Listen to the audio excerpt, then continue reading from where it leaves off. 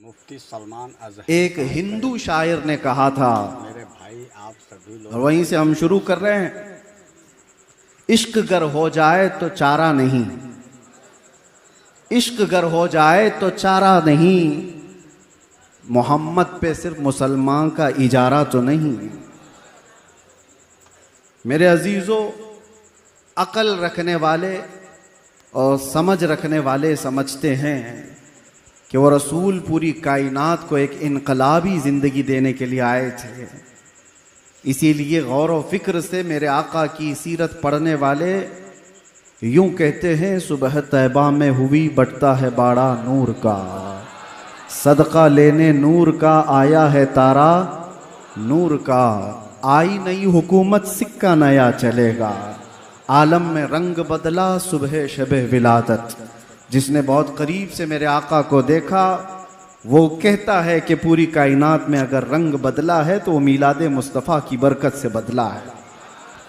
आज का दिन मनाना ये रज़ा अकेडमी, सुन्नी जमीयतुल उलमा या सुन्नी बिलाल मस्जिद का ही हक नहीं है, और ना ही इस इलाके या किसी खित्ते के मुसलमानों के ऊपर ये फरीज़ा है, बल्कि आज का दिन हर उस बेवा को खड़े होने का है जिसको मेरे आका ने इज्जतें अता की है। आज का दिन हर यतीम का दिन है जिसको मेरे आका ने कंधों पर बिठा करके इज्जत अता की है। आज का दिन उन कमजोरों के लिए है जिनके सहारा मेरे मुस्तफ़ा सल्लल्लाहु अलैहि वसल्लम बनकर तशरीफ लाए।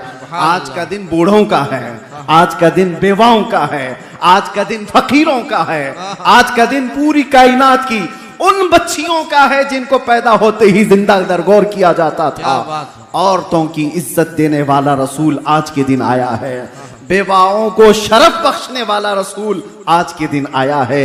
जिनको लोग अपनी महफिलों में नहीं बिठाते थे उनके साथ मेरे आका ने महफिलें सजा करके इज्जतें दे करके दुनिया को बताया था कि कायनात में सिर्फ तुम आदम की औलाद हो, न किसी गोरे को काले पर फजीलत है, न किसी गोरे को काले पर और न किसी अरबी को अजमी पर, किसी को किसी पर फजीलत नहीं। बल्कि मेरे आका सल्लल्लाहु अलैहि वसल्लम ने फरमाया, कुल्लुकुम मिन बनी आदम व आदम मिन तुराब, तुम सब मिट्टी से बनाए गए आदम की औलाद हो। पूरी कायनात को यकसा बनाने वाला, इक्विलिटी का हकीकत में दर्स देने वाला वो रसूल आज के दिन तशरीफ लाया है। आज पूरी कायनात को चाहिए था कि उस रसूल पाक सल्लल्लाहु तआला अलैहि वसल्लम का वो दिन मनाते। ये तास्सुब की निगाहें, ये तास्सुब के चश्मे जिन्होंने पहने वो हुजूर से दुश्मनी करने लग गए। वरना हकीकत तो ये है मेरे अजीजों, गैर मुस्लिमों ने भी जब पढ़ा है, अंग्रेज मुअर्रिख है उसने लिखा है, पूरी कायनात में इंसान को इंसानियत क्या है पता चली है तो ये 20 अप्रैल के बाद पता चली है। ये हमने नहीं कहा, अंग्रेजों की लिखी हुई तारीख है। उस रसूल पाक सल्लल्लाहु तआला अलैहि वसल्लम के आने के बाद एक दो मैदान में नहीं, दुनिया के हर मैदान में इनकलाब आया। आज हम किसी रेवोल्यूशन को देख करके, इनकलाब को देखकर किसी एक शख्सियत को याद करते हैं। मिसाल के तौर पर यहाँ हिंदुस्तान में बहुत सारी शख्सियतें पहचानी जाती हैं। तहरीक आज़ादी को लेकर के जिन शख्सियतों को हम याद करते हैं उनका मैदान है आज़ादी की तहरीक चलाना, हिंदुस्तान को अंग्रेजों से आज़ाद कराना। उनकी शख्सियतें मशहूर हैं, सब जानते हैं। वो हिंदुओं में भी है, मुसलमानों में भी है, क्रिश्चियनों में भी है। तो वो तहरीक आज़ादी उनका एक मैदान था, उसके वो इनकलाबी थे। कुछ वो लोग हैं जो जिहालत से निकाल करके इल्म के मैदान में एक इनकलाब लाने की कोशिश करते रहे। कुछ वो हैं जो बादशाहत को खत्म करके डेमोक्रेसी को लाना चाहते थे, जमहूरियत को, वो उनकी इनकलाबी शख्सियत है। कुछ वो हैं जो कम्युनिज्म को लाए। दुनिया का एक एक मैदान है जिसमें उन्होंने इनकलाब लाया। ये सिर्फ कायनात में तने तन्हा मुहम्मदुर रसूलुल्लाह की जात है जो पैदा होने से लेकर कब्र में जाने तक इंसान की हर जरूरत में इनकलाब लाकर दिखाया। जब मेरे आका मदीने में तशरीफ लाए थे तो सिर्फ 6 लोगों को लिखना आता था, सिर्फ 6 लोग कलम पकड़ना जानते थे। 10 साल के बाद जब मेरे आका दुनिया से तशरीफ ले जा रहे थे तो 80,000 लोगों को लिखना आ चुका था। इल्म का इनकलाब इस दुनिया में इससे बड़ा कौन लाया है? मेरे अजीजों, एक सहाबी हैं इनकलाब की बात आई है तो कहते हैं या रसूल अल्लाह सल्लल्लाहु तआला अलैहि वसल्लम, ज़माने जाहिलियत की हमारी दो चीज़ें ऐसी हैं जिसको याद करके हमें हंसी भी आती है और रोना भी आता है। कुछ बातें ऐसी हैं जिनको याद कर हम हंसते हैं, कुछ बातें ऐसी हैं जिनको याद कर हम रोते हैं। उस सहाबी ने जब ये कहा, मेरे आका सल्लल्लाहु तआला अलैहि वसल्लम पूछते हैं कौन सी बातें हैं जिस पर तुम रोते हो और जिस पर तुम हंसते हो? वो सहाबी कहते हैं हंसने की बात तो ये है कि हमें अक्ल और शऊर नहीं, हमको किसने पैदा किया और हमारा राज़िक कौन है, हमारा खालिक कौन है, इसका शऊर नहीं था। तो हमने अफवाहों पर यकीन करते हुए अपने अपने खुदा बना लिए थे। आटे के खुदा बनाते थे और आटे का खुदा बनाकर सफर में भी लेकर के चलते थे। तवज्जो चाहता हूं। और वो साहबी कहते हैं जब रास्ते में कभी खाना खत्म हो जाता तो हमारे खुदा का कभी हाथ तोड़ के खा लेते थे।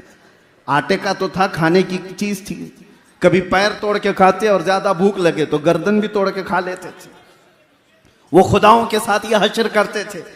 वो साहबी कहते हैं आज जब हमें ये बात याद आती है तो हंसी आती है कि हम जिसकी इबादत करते हैं उसी को तोड़ के खाते भी थे। और दूसरी बात वो साहबी कहते हैं या रसूल अल्लाह सल्लल्लाहु अलैहि वसल्लम, वो बातें जो याद करके हमें रोना आता है। वो कहते हैं मेरे खुद की 5 बेटियां पैदा हुई हैं और हर बेटी को मैंने कब्र खोद करके दफन कर दिया। आखिरी बेटी बड़ी हो गई थी। मेरे सफर में जाने के वक्त मैं तिजारत के सफर पर था, मेरी बीवी ने बताया नहीं और बेटी पैदा हो गई। मां कैसे मारे? 4 बेटियों को तो मैं पैदा होते ही गर्दन मरोड़ कर खत्म कर चुका था। 5वीं थोड़ी बड़ी हो चुकी थी मेरे आने के बाद। फिर जब मुझे पता चला 5वीं भी बेटी है तो अब तो वो पहचानने लग गई थी। लेकिन मेरा दिल इतना सख्त था कि मैं उस पहचानने वाली और मुझे बाप कहकर पुकारने वाली बेटी को भी घसीटता हुआ ले गया और उसकी चीखों को नहीं सुना।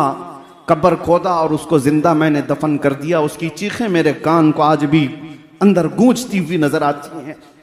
रसूल पाक सल्लल्लाहु तआला अलैहि वसल्लम के पास वो आकर कहते हैं जब जमाने जाहिलियत की यह बात हम याद करते हैं तो सेना कलेजा मुंह को आता है, दर्द होता है कि हमें अल्लाह ताला ने बेटियां दी थी तो हम ऐब समझते थे।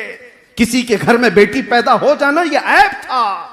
या रसूल अल्लाह, आप जो तशरीफ लाए, आप जो तशरीफ लाए, मिंबर पर खड़े होकर मेरे मुस्तफा ने फरमाया जिसकी एक बेटी हो और वो उसे हुस्ने अदब देकर सही जगह शादी कर दे, मेरे आका फरमाते मैं उसका हाथ पकड़ करके जन्नत में ले जाऊंगा।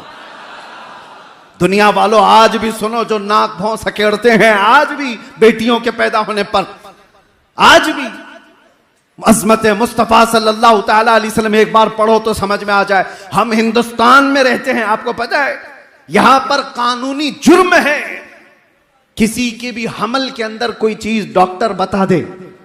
5 महीने 6 महीने का जब हमल हो जाता है तो डायग्नोस किया जाता है, सोनोग्राफी होती है, सीटी स्कैन होते हैं। डॉक्टर्स इतना तो मालूम कर लेते हैं कि पेट में बच्चा लड़का है कि लड़की है, लेकिन पूरे हिंदुस्तान में आप देख लें ये गैर कानूनी मालूम करना। क्यों? इसकी वजह क्या है?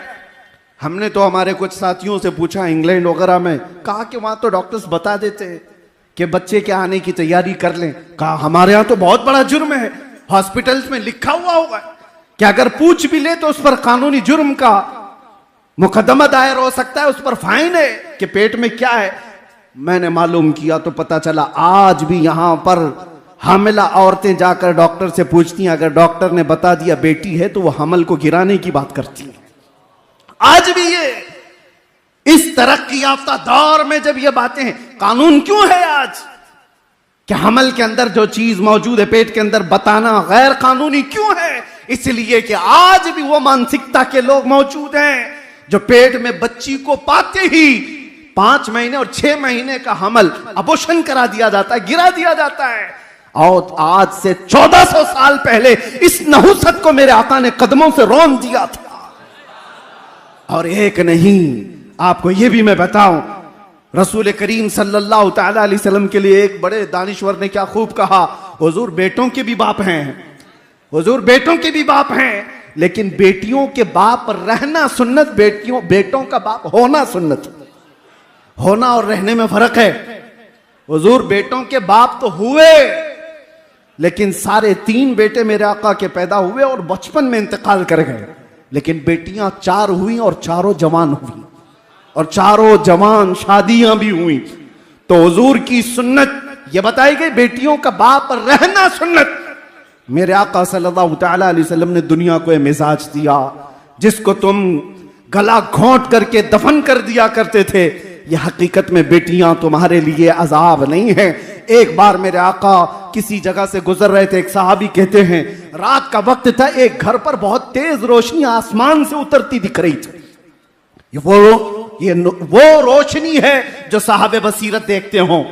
आसमान से किसी खास घर पर ही नूर का उतरना, रोशनी का आना देखा जा रहा था। उस सहाबी ने कहा, या रसूल अल्लाह सल्लल्लाहु अलैहि वसल्लम, इस एक घर पर ये रोशनी का मंजर कैसा दिखता है? मेरे आका ने क्या फरमाया, जाओ उस घर वालों से मालूम करना, 2 में से कोई एक चीज होगी उस घर के अंदर, 2 में से एक चीज होगी, या तो किसी यतीम बच्चे की परवरिश हो रही होगी, या आज ही उनके घर में बेटी की पैदाइश हुई होगी।